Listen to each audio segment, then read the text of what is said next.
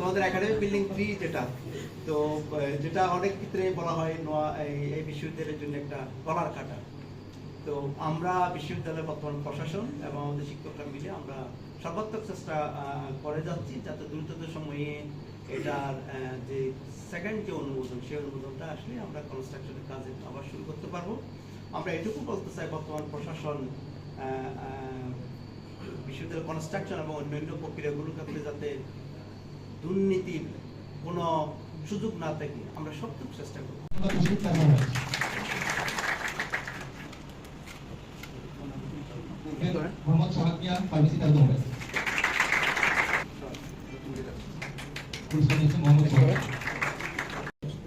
আমি এটুকু বলতে চাই যে আমাদের ফার্মেসি বিভাগের এইরকম আরো উদ্যোগ আমরা সামনে দেখতে চাই। একটি উদ্যোগ আমি একটু মেনশন করতে চাই, সেটা হচ্ছে আমাদের বিশ্ববিদ্যালয়ের যে মেডিকেল সেন্টার আছে সেখানে পর্যাপ্ত চিকিৎসা সেবা আমরা আসলে পাই না। তাই আমি আমাদের প্রধান উপাচার্যের কাছে একটু দাবি রাখতে চাই, আমাদের মেডিকেল সেন্টারের আরো যথাযথ উন্নতি আমরা চাই। অফিস ছিলেন, বাংলাদেশ রেড ক্রিসেন্ট সোসাইটি ছিলেন, তাদের দুইজন সদস্য আমাদের মাঝে উপস্থিত আছেন। এনএসইউ ডিবেটিং সোসাইটি আমাদেরকে অর্থ সাহায্য করেছেন। বগুড়া জেলা ছাত্র কল্যাণ পরিষদ থেকে আমাদের অর্থ সাহায্য করা হয়েছে। হাজিদানেশ ডিবেটিং সোসাইটি থেকে আমাদের অর্থ সেবা দিয়েছেন। Department of pharmacy general secretary আছেন, উনি আমাদের সাহায্য করেছেন। এবং স্কয়ার ফার্মাসিউটিক্যালস থেকে আমরা বেশ কিছু ওষুধপত্র পেয়েছি। তো যে কথাটা আমরা বলছি যে ফার্মেসি ডিপার্টমেন্টের যে সোশ্যাল রেসপন্সিবিলিটি, কারণ আমরা ফার্মেসি আমার একটা সাবজেক্ট, এটা নিয়ে আমরা শুধু মানুষ মনে করে যে আমরা ওষুধই মানে, কিন্তু আসলে স্বাস্থ্য সেবায় স্বাস্থ্যের ব্যবস্থায় যে ফার্মেসি গুরুত্ব, সেটি আসলে আমাদের অনেকের কাছেই সেভাবে প্রতিফলিত হয় না।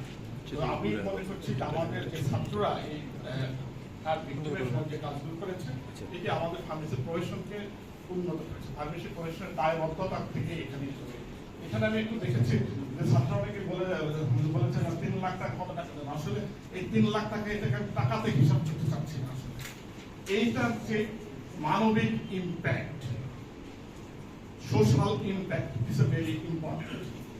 এটা নোয়াখালী বিজ্ঞান ও প্রযুক্তি বিশ্ববিদ্যালয়, এরপরে আবার বিভিন্ন প্রশাসকের পদত্যাগ, তারপর আবার বন্যা, এগুলো কিন্তু এক্সট্রা আমাদের ছাত্রছাত্রীদেরকে সামাল দিতে হয়েছে। এবং বন্যার আমি দেখতাম ওরা এখানে ছবিতে খুব কম জিনিসে এসেছে, খুবই দুর্গম এলাকা। আমরা শিক্ষকদের কিছু উইংও আমরা কিন্তু গিয়েছিলাম কিছু আর্থিক সহায়তা নিয়ে, কিন্তু আমরা তো আসলে সব জায়গায় যেতে পারিনি। কিন্তু অনেক ছবি আমি দেখেছি আমাদের ছাত্রদের ভিডিও, এখানে হয়তো অল্প কিছু দেখিয়েছে, অনেক দুর্গম এলাকা ওরা স্বাস্থ্য সেবা পৌঁছে দিয়েছে। আসলে ফার্মাসির যে ডেভেলপ কান্ট্রিতে সেবা দেয়, পেশেন্ট কেয়ার দেয়, আমাদের দেশে এটা অনুপস্থিত ছিল। আমাদের দেশে ছিল শুধু ইন্ডাস্ট্রি বেসড ফার্মা বা মার্কেটিং। বাট এই যে বন্যা এবং তাদের পাশে বন্যার্থদের পাশে যে আমাদের ফার্মাসিস্ট বা হবু ফার্মাসিস্ট ছাত্রছাত্রী দাঁড়িয়েছে, এতে বোঝা যায় ভবিষ্যতে পেশেন্ট কেয়ারটা যদি আমরা ফার্মাসিতে হাতে ছেড়ে দিতে পারি তাহলে আমাদের স্বাস্থ্য খাত খুব উপকৃত হবে। আমি প্রথমেই ধন্যবাদ জানাই যে ফার্মেসি বিভাগের ইমার্জেন্সি মেডিকেল সার্ভিস টিমকে, যারা এরকম একটা বিশাল কর্মযজ্ঞের মধ্যে দিয়ে বন্যদুর্গতদের সবাই এগিয়ে এসেছেন। বিশ্ববিদ্যালয়ের অন্যতম কাজের যে পড়াশোনার পাশাপাশি যে সামাজিক দায়বদ্ধতা আমাদের স্যাররা বলছেন, সেই সামাজিক দায়বদ্ধতা থেকে কাজগুলো শুরু করছে। আমি একই সাথে স্মরণ করি এই বিপ্লবে বৈষম্য বিরোধী আন্দোলনের যারা শাহাদাত বরণ করেছেন তাদের সবাইকে আল্লাহ তাদেরকে জান্নাতের ফেরদৌস নসিব করুক। এবং যারা আহত হয়েছেন, আমাদের দুজন শিক্ষার্থী আহত হয়েছেন, আল্লাহ তাদেরকে তাড়াতাড়ি সুস্থতা দান করুন। একটি বিশ্ববিদ্যালয় শুধু পড়াশোনা না, পড়াশোনাটা একটা পার্ট, কিন্তু তারও কিছু সামাজিক দায়বদ্ধতা থাকে।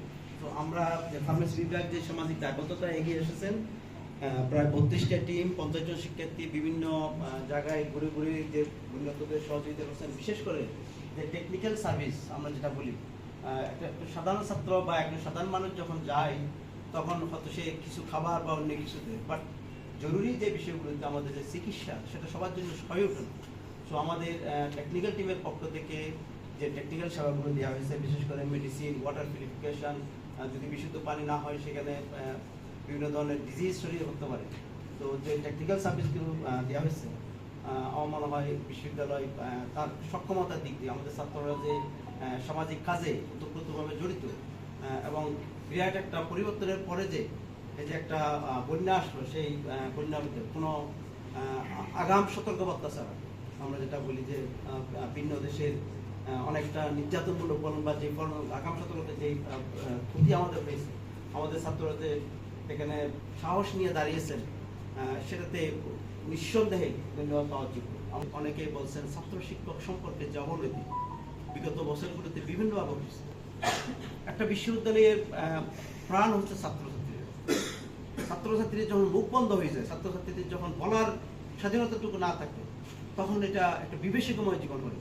তোমাদের এই বয়সে, তরুণ বয়সে যখন ন্যায়কে ন্যায়, অন্যায়কে অন্যায় বলতে ভয় পাও বা অন্যায় বলতে না পারো, তাহলে পরবর্তী জেনারেশনে আমাদের জন্য খুব দুঃসময় অপেক্ষা করে। তো আমরা বিশ্বাস করি এই পরিবর্তিত পরিস্থিতিতে সত্যকে সত্য বলার জন্য, ন্যায়কে ন্যায় বলার জন্য তোমরা বলার জন্য তোমরা প্রস্তুত হবে এবং সেভাবে মানুষ হবে। আমাদের মেডিকেল সেন্টারের ততই বছর অবস্থা, এটা সত্য। এটা আমাদের না, শুধু আমাদের ঢাকা বিশ্ববিদ্যালয় সহ অন্যান্য বিশ্ববিদ্যালয়গুলোতে টিকেট ব্যবস্থা। আমরা অনেকগুলি ইনস্ট্রুমেন্ট মেডিকেল অ্যানালাইসিসের জন্য আমরা আমরা ইনস্টল করতে পারিনি। তো আমরা দ্রুত সময়ে ইনস্টল করবো, যদিও আমাদের স্টাফ ক্যাপাসিটি খুব কম। বাট আমরা অবশ্যই স্যারদের সাথে আলাপ করছি, স্যার আমাদের যেহেতু ফার্মেসি, মাইক্রোবায়োলজি এবং অন্যান্য ডিপার্টমেন্টগুলো আছে, বেসিক সার্ভিসগুলো যদি আমরা পার্ট টাইম স্টুডেন্টদের থেকে একটা জবেরও ব্যবস্থা করতে পারি, বেসিক সার্ভিসগুলো যদি আমরা দিতে